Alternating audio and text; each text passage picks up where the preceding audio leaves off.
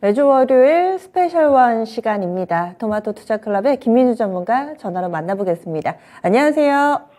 네, 안녕하십니까. 김민주입니다. 네, 오늘 아침 분위기는 이번 한 주에 대한 기대감을 상당히 좀 끌어올리고 있습니다.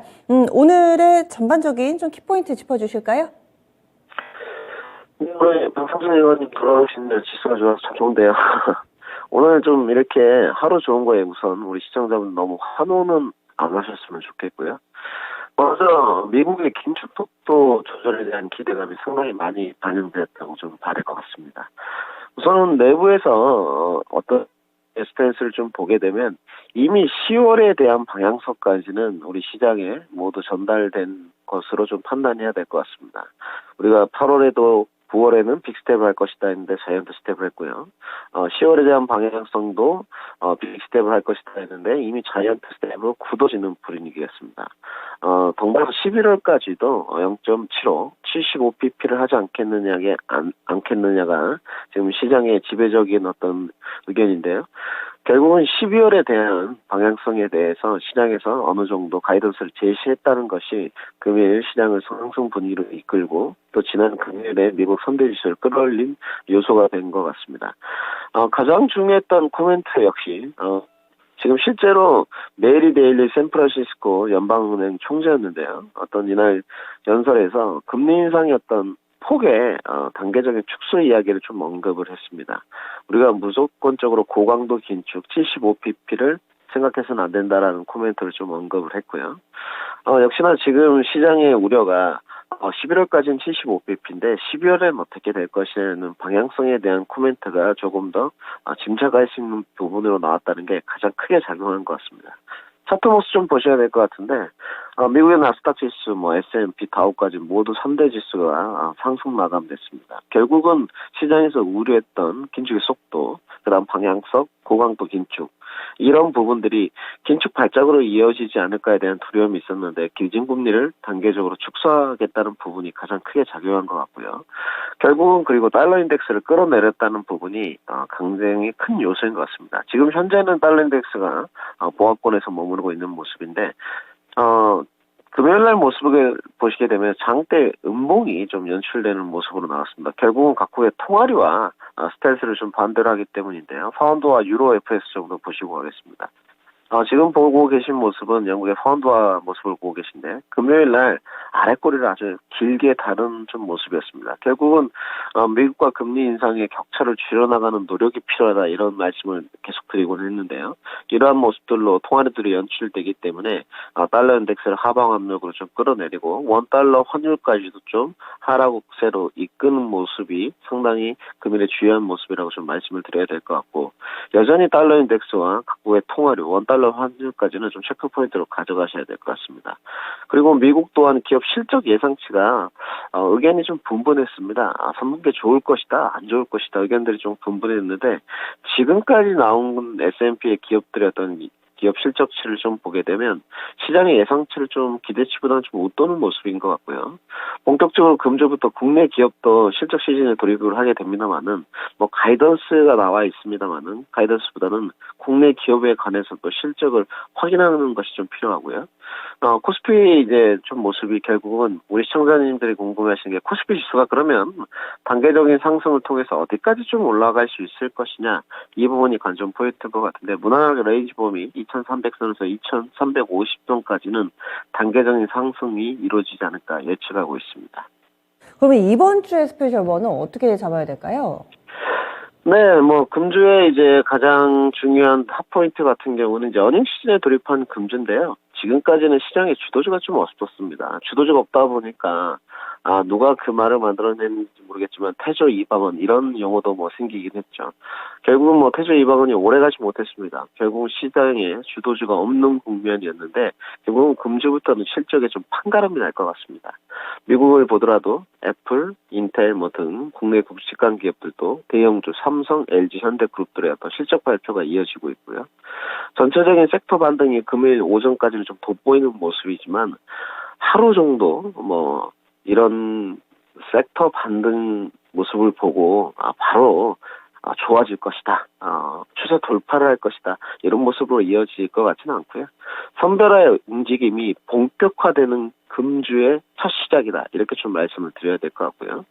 지난주 금요일부터 일요일까지 굉장히 많은 뉴스에 대해서 좀 또 나왔지만 시진핑 3년임에 성공을 했습니다. 결국은 이제 독재적인 체제를 구축하고 나가고 있는데 중국의 어떤 지금의 스탠스는 내년 양해까지 이어지는 모습을 좀 보더라도 다른 모습을 좀 내비치고 있습니다.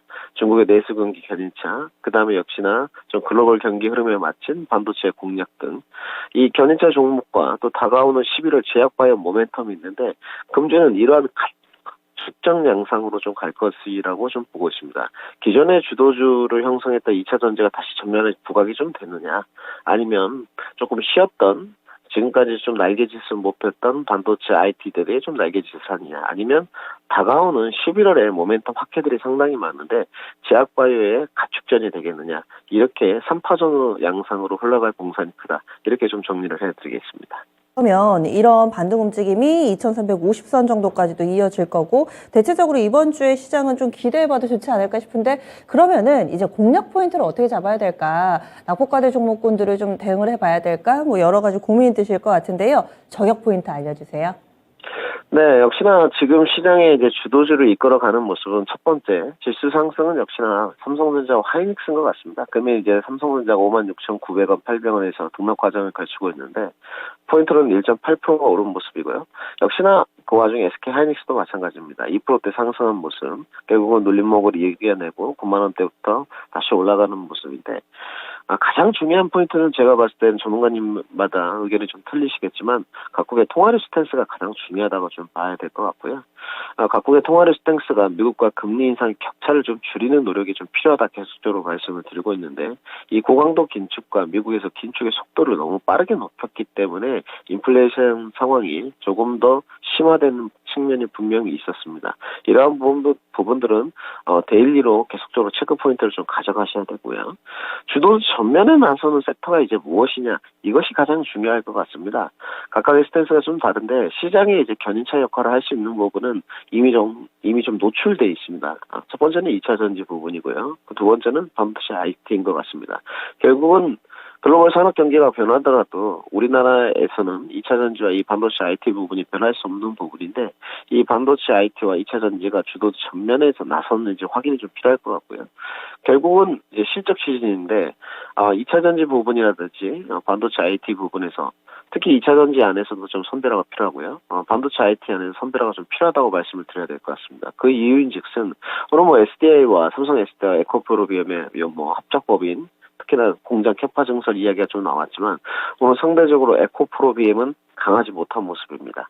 에코프로비엠 차트 모습을 보고 계신데 0.6% 오른 모습인 반면에 삼성 SDI는 64만 원을 돌파했습니다. 결국은 종목의 선별화가 좀 이루어지고 있고 무조건적으로 2차 전지 안에서 양극대다, 소재 파트다, 밸류가 싸다, 그렇다고 해서 종목이 가는 장세는 아니라고 좀 말씀을 드려야 될 것 같고요.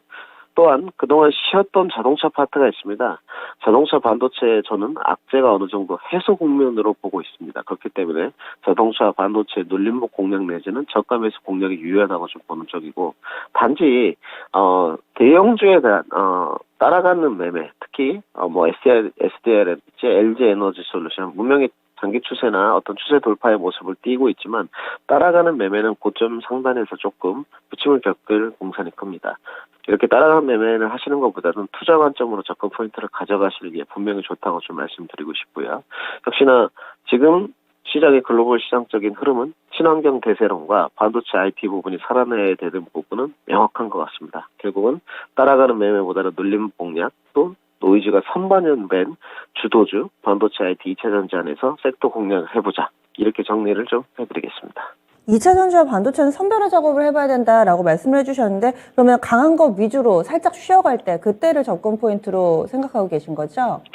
네, 2차 전지가 이제 처음에 들어갈 때 과정을 좀 보게 되면 역시나 처음에는 양극재 4대 천왕이었습니다. 우리 시청자분들 모두 아시겠지만 에코프로비엠, LNF, 포스코케미칼, 코스모 신소재까지 양극재 4대 천왕에서 동박, 음극재까지 이렇게 소재 위주로 조금 전해가는 모습이었다면 지금은 소재 쪽보다는 확실하게 LG 에너지 솔루션, 삼성 SDI, 대형주에 조금 더 포커싱이 맞춰진 측면인 것 같고요. 이러한 주도적인 흐름을 좀 읽어야 된다고 말씀을 드리는 부분이고요. 반도체 안에서도 물론 삼성전자와 SK하이닉스가 글로벌 대표적인 기업이긴 합니다만은 역시나 후공정과 시스템 반도체, 조금 비메모리 쪽으로 우리가 주도주 공략을 해본다면 좋은 결과물로 이어지지 않을까 이렇게 생각하고 있습니다. 알겠습니다. 자세한 분석 고맙습니다. 네, 감사합니다. 네, 토마토 투자클럽 김민준 전문가였습니다. 지금 반등 움직임을 나타내는데 흥분하지는 말되 시장에서 주는 기회에 대해서는 확실하게 좀 적극적으로 좀 잡아보자 전문가들이 입을 모아 이야기를 하고 있습니다. 확실히 강한 섹터들 약간 좀 쉬어갈 때 그때를 타이밍으로 잡자라는 의견이 상당수 나오고 있으니까요. 오늘 장에 잘 접목시켜 보시기 바랍니다. 지금까지 다양한 투자 판단에 대한 도움 말씀드렸습니다. 종목의 상승 하락을 보장하지는 않습니다. 남은 시간도 성공 투자하세요. 고맙습니다.